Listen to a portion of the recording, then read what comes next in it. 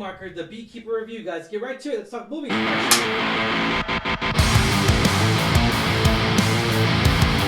What's going on, Alamo City Movie Talk fans? As always, I'm your host, Ryan Diego, Ryan680. I'm Angela. And this is Alamo City Movie Talk, guys. First and foremost, thank you for making us a part of your day. Thank you for listening to us on whatever platform you are listening to us on, podcast, YouTube. Thank you, guys. We really do appreciate it, and we will appreciate you even more if you subscribe to us on our Alamo City Movie Talk page, because we are so close, literally so close. Little over 400, little less than 400 subscribers away from hitting our 15,000 subscribers. So be sure to help us along this journey. And thank you for talking movies with us. Thank you for stopping by and talking movies with us. But let's get right to it. Angela, what review are we talking about today of our sixth movie of the year so far? Yes, can you believe it already? Sixth movie. Sixth movie. We're going January by. 10th. Crazy, going by so fast. So today we're reviewing another action-packed movie with Jason Statham. It's The Beekeeper. Yes, ladies and gentlemen, The Beekeeper tells of a story in The Beekeeper. One man's brutal campaign for vengeance takes on a national stakes after he is revealed to be a former operative of a powerful and organized known as the Beekeepers. Or Beekeepers, whatever you want to say. But what did you think of this movie, Angela? Because I know you're kind of not into... I mean, you kind of are into this genre, not really. This isn't your strong suit, I guess, so to speak, because you don't watch too many movies like this. What was your take on it? Because we both really enjoyed John Wick 4, which came out this past year. That was one of the top, and we'll talk about that on the top 2023 movies, which definitely that's on my top list. But yes. Regardless, though, what did you think of this film?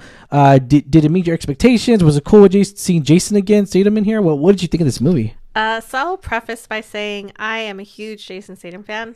I love most of the movies he's in. I haven't seen all of them. Yeah. Like I did not see Hobbs and Shaw that you so graciously like to remind us of. I did not see that. But a lot of his action movies, I think it's like maybe Volt or Transporter, like the Transporter series. Oh, I love the Transporter. I love Transporter 2. It's my favorite one. But yeah. Yeah, and then there's one where he has to keep like his like adrenaline and like his blood pumping all the time, so he does like radical things. He's always known for like this type of like really actiony films. He's done so many in the Expendable movies. He's done a lot of great things. I love him in all that.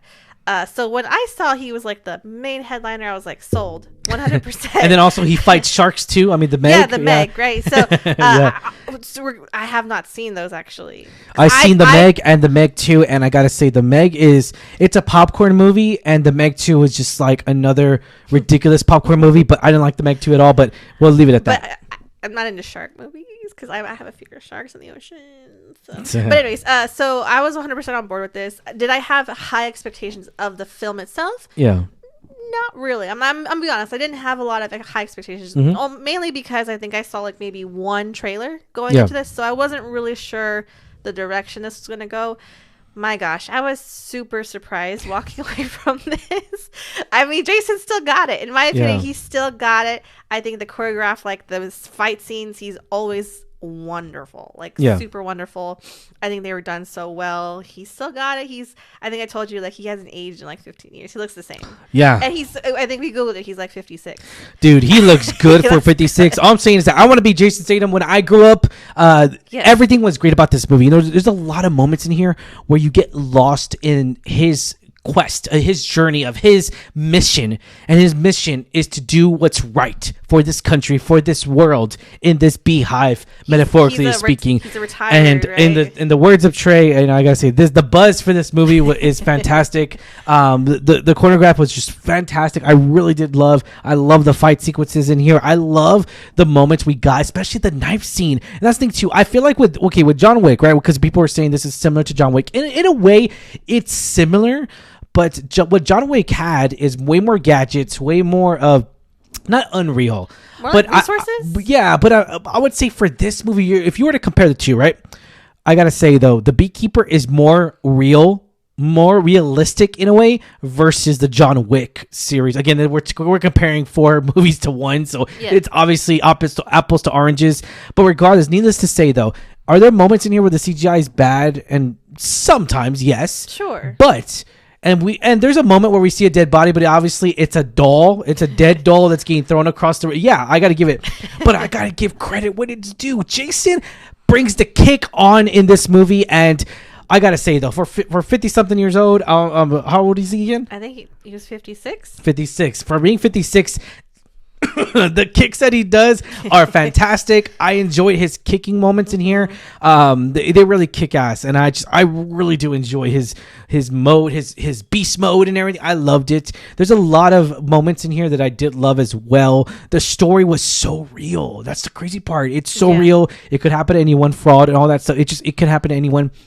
And yeah, David Ayer, you know, he's made the best movie. He made Suicide Squad, Suicide Squad, which I really did love. I love Jared Leto in that movie. I like Jared Leto as a Joker. I don't care what you say. But my best movie of David Ayer, in my opinion, will always be Fury, because of the cast that he had. Because of it was just the story was so compelling. It was just so rich storytelling between four guys in a tank, and I really enjoyed that movie so much. And the acting we got out of everybody, John Bertha, Shia LaBeouf, everybody was just fantastic in there.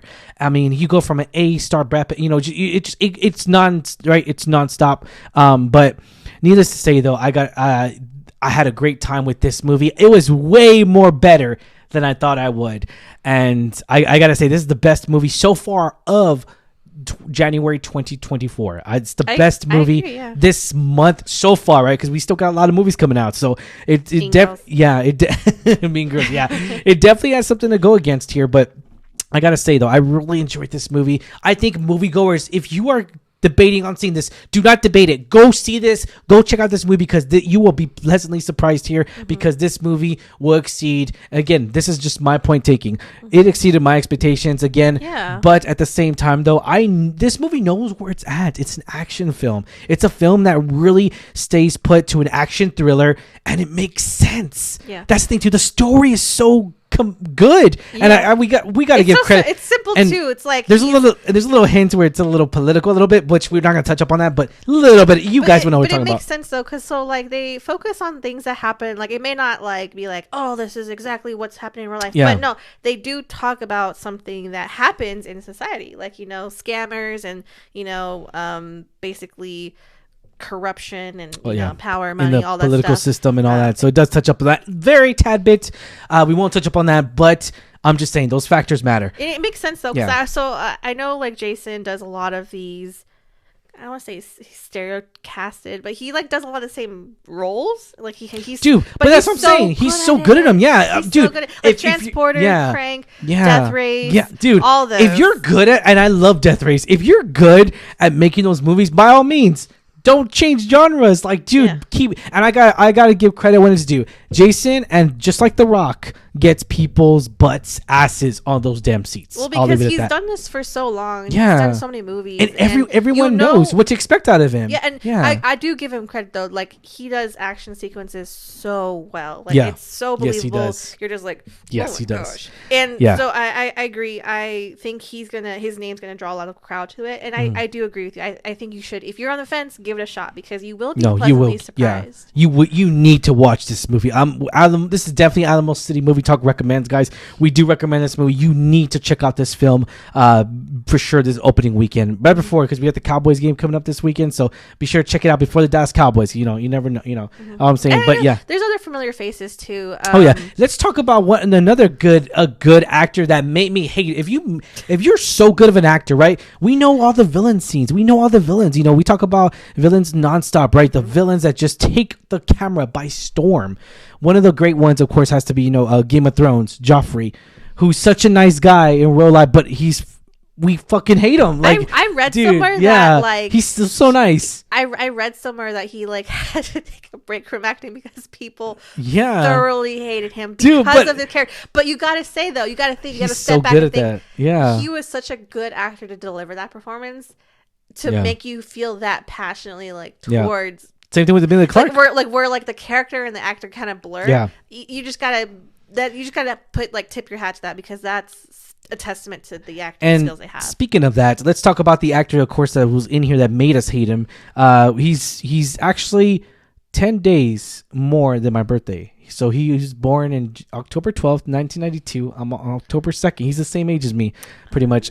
Josh Hutcherson, which we just saw him in Five Nights at Freddy's. Everyone knows of Five Nights at Freddy's. We just saw that movie earlier this year. I gotta say though, if I'm not mistaken, I could be totally wrong, right? I think this is the first villain we saw ever in as a villain, and I gotta say though, he played that part fantastic. Holy shit! Yeah, you're just like, he was so good. I was all like, oh my god, this guy is so good. He made me hate him. Like that's how good he was. Yeah. I was like, dude, this guy's such a rich prick, son of a gun, whatever.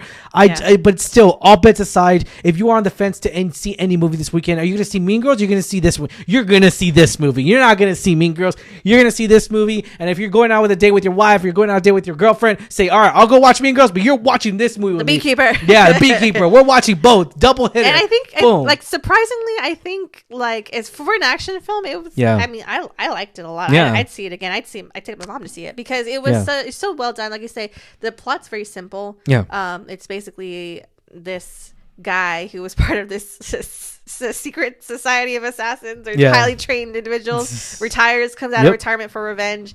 That's it. Nice. And that's all it needs to be. Yep. And exactly. The runtime was great. Loved it. I liked the ending. It kind of runtime was perfect. An hour and 45 minutes. Yeah, it's perfect. Wouldn't add anything. Wouldn't take away anything. And I can't wait to see it on the Regal Unlimited again. I liked the violent scenes.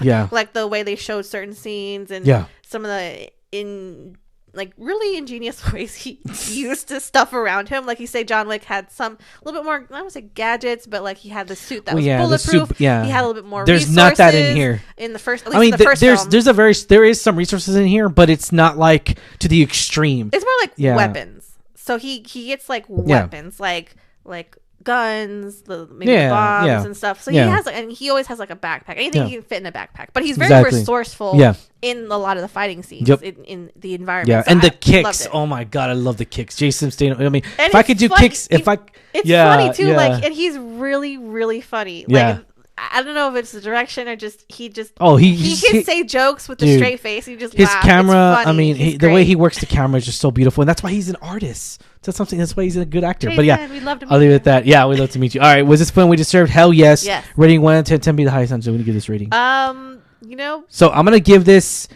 a very high rating. I don't give a shit. I'm gonna give it a solid 9 out of 10, guys, because I really did enjoy this movie. I love the villain. I hate the villain, which makes me care about the character, and I love the villain as well because I love the actor that played him. The Beekeeper, Jason, Josh, even Jeremy Irons was in here. I love Jeremy Irons. I kept seeing Alfred. I kept hearing Scar. I kept, it was just so great. I love Jeremy Irons in here. He was like just a cherry on top of this as well, and it kind of, I got it. I got where the story was going and everything. So I would leave it at 9 out of 10. What are you gonna give it?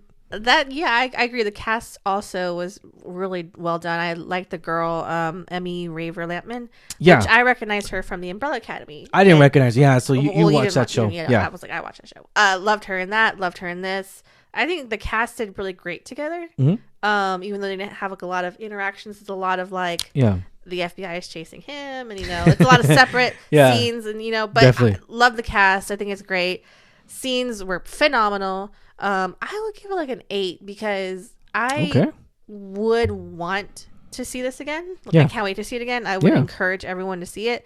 Don't be like, oh, well, it's like he has the same type of no. It's completely different. Like, I've seen a lot of his stuff in the past, and this is like next level. Like, I think it's also the direction of David Ayer.